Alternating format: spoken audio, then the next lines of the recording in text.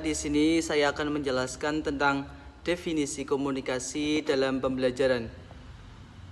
Secara umum, komunikasi adalah proses penyampaian pesan dari satu pihak ke pihak lainnya.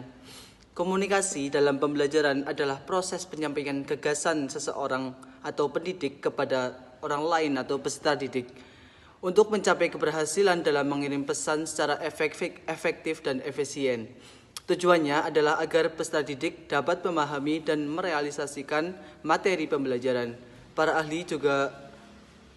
ahli komunikasi dan pendidikan memiliki berbagai perspektif mengenai hal ini.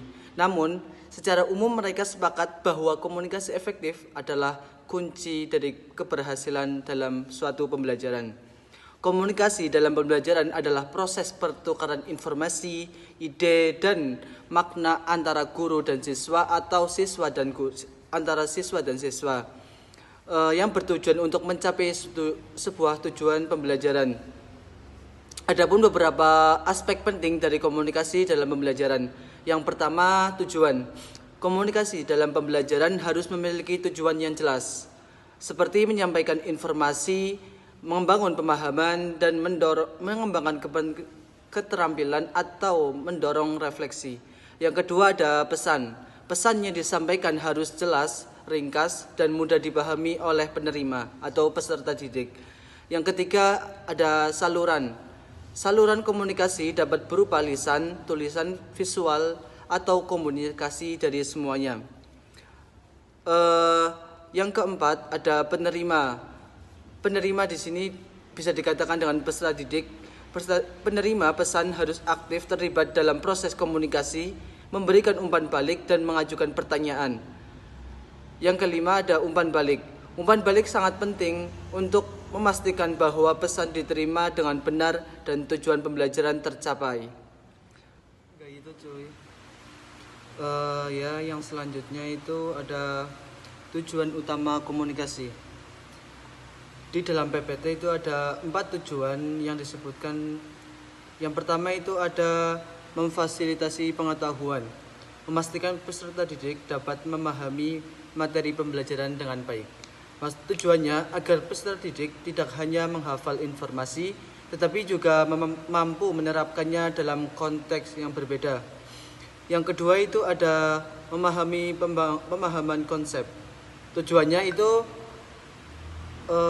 membantu peserta didik menghubungkan informasi baru dengan pengetahuan yang sudah dimiliki. Tujuannya membuat peserta didik dapat memahami mengapa dibalik sesuatu konsep, atau itu bukan dengan hanya bagaimana begitu. Yang ketiga ada meningkatkan motivasi belajar. Meningkatkan motivasi belajar menumbuhkan minat dan antusiasme peserta didik terhadap materi pembelajarannya. Tujuannya membuat peserta didik dapat merasakan tertarik dan ingin belajar, bukan merasa karena tertekan atau merasa terbebani begitu. Yang keempat ada mengembangkan keterampilan berpikir kritis. Di situ dapat melatih peserta didik untuk menganalisis, mengevaluasi, dan memecahkan masalah. Tujuannya itu membuat peserta didik tidak hanya menerima informasi, tetapi juga menganalisis, mengevaluasi, dan memecahkan masalah. Berarti di keempat itu dapat disimpulkan keempat tujuan tersebut itu saling terkait dan penting untuk mencapai hasil belajar yang optimal. Dengan fokus kepada keempat tujuan tersebut, proses pembelajaran akan lebih efektif dan bermanfaat bagi peserta didik. Selanjutnya ada jenis-jenis komunikasi. Jenis-jenis komunikasi itu sangat bagus sekali. Itu dapat seperti yang di PPT itu ada 4. Yang pertama itu ada komunikasi verbal. Komunikasi verbal adalah komunikasi yang menggunakan kata-kata, baik lisan maupun tulisan. Seperti contoh, kita berbicara dengan teman sendiri, atau menulis surat, atau mengirim pesan lewat WA, IG, Facebook begitu, atau presentasi di depan kelas. Kedua ada komunikasi nonverbal. Komunikasi nonverbal adalah komunikasi yang tidak menggunakan kata-kata, tetapi menggunakan bahasa tubuh seperti ekspresi wajah, terus gestur, sentuhan dan jarak. Itu dapat dicontohkan dengan kita senyum dengan teman, terus kalau kita lagi marah itu dalam ekspresi kenapa, terus berjabat tangan, menjaga jarak tertentu saat berbicara begitu. Yang ketiga itu ada komunikasi interpersonal. Komunikasi interpersonal adalah komunikasi yang terjadi antara dua orang atau lebih secara langsung. Contohnya kita berbicara atau percakapan langsung dengan teman, atau kita berbicara dengan teman itu, atau kita lagi misal kita lagi wawancara itu kan berdua doang. Terus yang keempat itu ada komunikasi kelompok. Komunikasi kelompok adalah komunikasi yang terjadi dalam kelompok kecil atau kelompok besar di forum-forum besar seperti terdiri dari kalau nggak 13, 10 lah antara begitu. Seperti contoh kita dapat kita dalam kelompok belajar mengajar gitu, terus kelompok seperti tugas-tugas gitu, atau forum-forum yang lainnya begitu. Yang kelima itu ada komunikasi massa. Komunikasi massa adalah komunikasi yang ditunjukkan kepada khalayak yang luas atau manusia yang luas gitu, massa yang luas gitu, seperti masyarakat umum.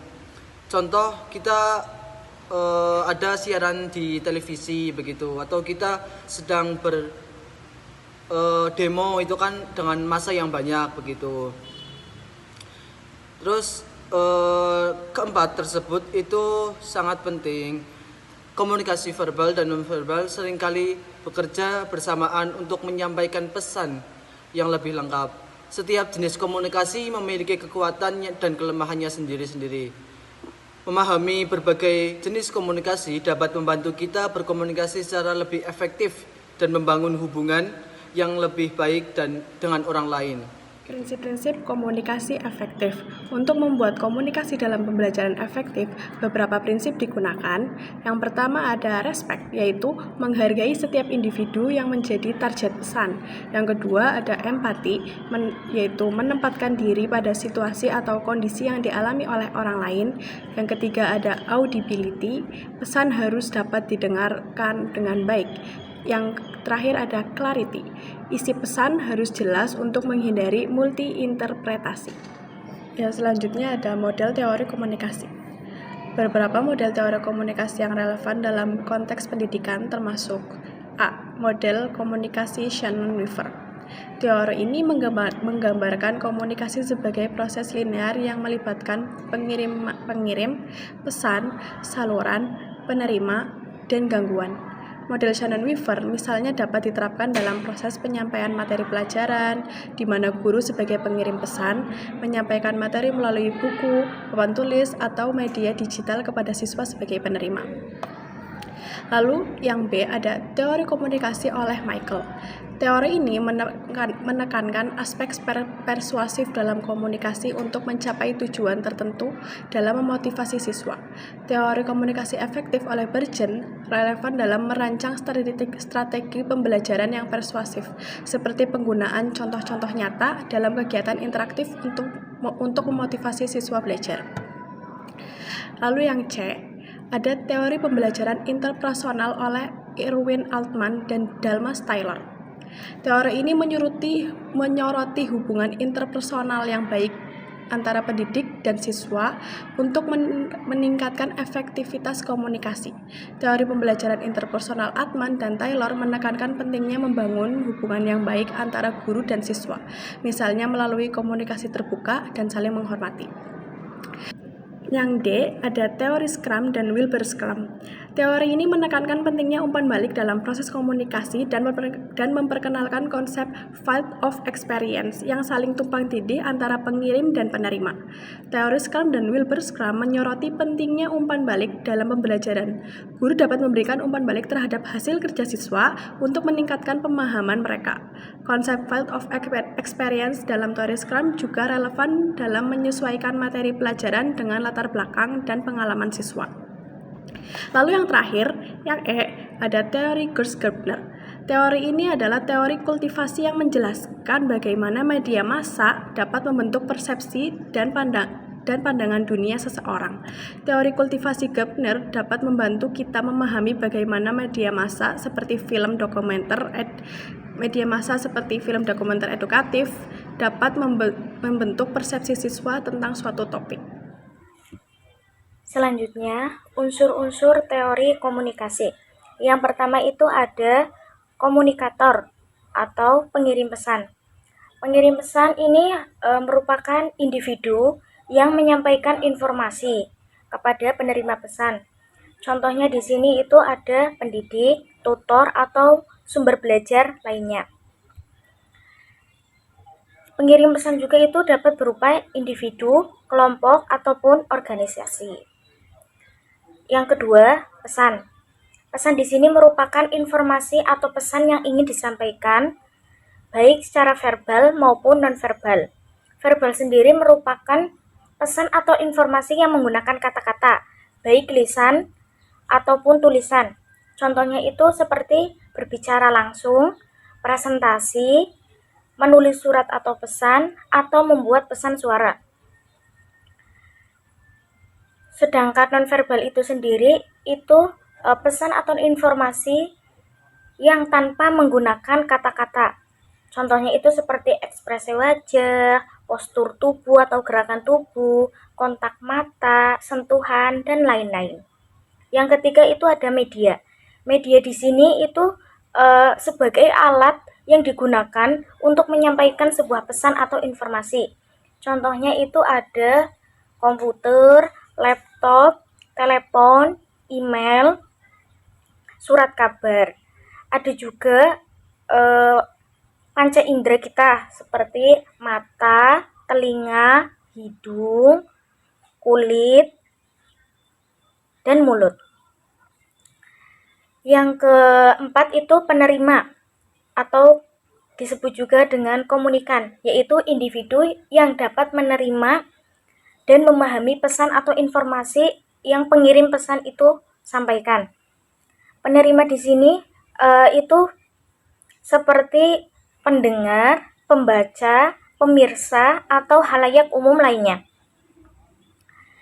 Yang kelima itu ada umpan balik. Umpan balik di sini itu maksudnya adalah respon dari penerima yang menunjukkan pemahaman atau ketidakpahaman terhadap pesan yang disampaikan oleh pengirim pesan. Yang keenam itu ada konteks. Konteks di sini maksudnya itu lingkungan atau situasi di mana komunikasi itu berlangsung. Misalnya di dalam kelas, di lapangan, laboratorium, atau dalam Google Map juga bisa, dalam online ya. Terus yang ketujuh itu ada gangguan atau noise. Nah, gangguan di sini merupakan faktor-faktor yang dapat menghambat proses komunikasi. Contohnya itu ada kebisingan suara, gangguan psikolog, ataupun perbedaan bahasa. Jadi intinya unsur-unsur teori komunikasi itu agar bisa menjadi proses komunikasi itu, pertama itu dimulai dari pengirim atau komunikator yang memiliki ide atau pesan atau informasi. Nah, ide, informasi tersebut itu akan diubah menjadi pesan. Pesan di sini akan disampaikan melalui media tertentu. Nah, setelah itu, pesan akan diterima oleh penerima, yaitu komunikan. Penerima nantinya akan menafsirkan pesan, sehingga penerima pesan itu dapat memberikan umpannya. Itu ada hambatan dalam berkomunikasi. Yang pertama itu hambatan fisik. Jadi gangguan fisik seperti suara bising atau jarak yang jauh, ataupun kerusakan dalam panca indera yang kita miliki. Yang kedua itu psikologis, di mana faktor emosional seperti perasaan marah, takut, atau cemas itu dapat menyebabkan hambatan dalam berkomunikasi. Yang ketiga itu ada semantik. Semantik di sini juga merupakan sebuah kesalahpahaman dalam arti kata ataupun simbol. Yang keempat itu ada kultural. Kultural di sini merupakan perbedaan budaya yang dapat menyebabkan misinterpretasi pesan. Maksudnya miskomunikasi lah seperti itu, karena perlu diketahui juga ya bahwa kultural atau budaya itu tidak hanya melulu tentang tradisi, tetapi ada juga perbedaan kultural atau budaya itu seperti perbedaan adanya bahasa, perbedaan makna atau tujuan dalam komunikasi, norma atau nilai budaya, dan perbedaan prasangka dan lain-lain. Jadi banyak sekali hambatan yang dapat merusak. Selanjutnya, kesimpulan dari teori komunikasi bahwa menjelaskan dalam pembelajaran merupakan kajian penting untuk memahami bagaimana proses penyampaian informasi dari pendidik ke peserta didik berlangsung secara efektif. Teori komunikasi juga dalam pembelajaran bukan hanya sekedar konsep abstrak, tetapi memiliki implikasi yang sangat nyata dalam praktik pembelajaran sehari-hari. Dengan menerapkan prinsip-prinsip dan model-model teori komunikasi yang sudah dijelaskan di atas, pendidik juga dapat menciptakan lingkungan belajar yang lebih efektif, menarik, dan bermakna bagi peserta didik. Jadi penyampaian informasinya itu harus mudah diterima oleh peserta didik, gitu.